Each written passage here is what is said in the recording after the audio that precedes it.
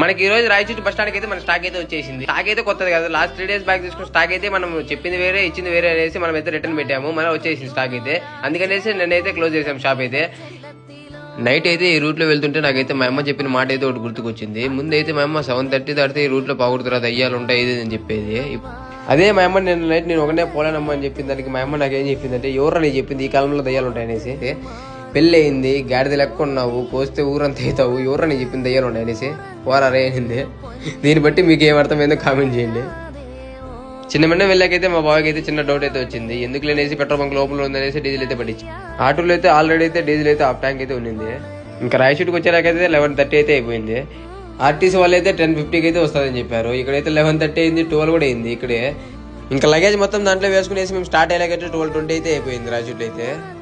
ఇంకా ఫైనల్లీ ఇంటికి వచ్చేలాక 1:10 అయితే అయిపోయింది టైం అయితే. ఇంటికి వచ్చిన తర్వాత అయితే మా వాడు అయితే నన్ను పెరికేసినాడు ఏమని తెచ్చింటాడు అనేసి. నేను బయటకు పోతే ఖచ్చితంగా తెస్తానని తనకు తెలుసు. పాపం ఈ టైంలో దానికైతే దొరకవు కాబట్టి నేను తీసుకోలేమి. ఇంకా మార్నింగ్ 8:30కి అయితే షాప్ కాడికి అయితే స్టార్ట్ అయిపోయాము. నిన్న షాప్ క్లోజ్ చేయడం వల్ల అయితే చాలా కాల్స్ అయితే వచ్చాయి. ఇంకా షాప్ దగ్గరికి వచ్చిన వాళ్ళు చాలా మంది అయితే వెనక్కి అయితే వెళ్ళారు. ఈ రోజు నుండి మార్నింగ్ 9:30 to నైట్ 9:30 వరకు అయితే షాప్ ఓపెన్ ఉంటుంది.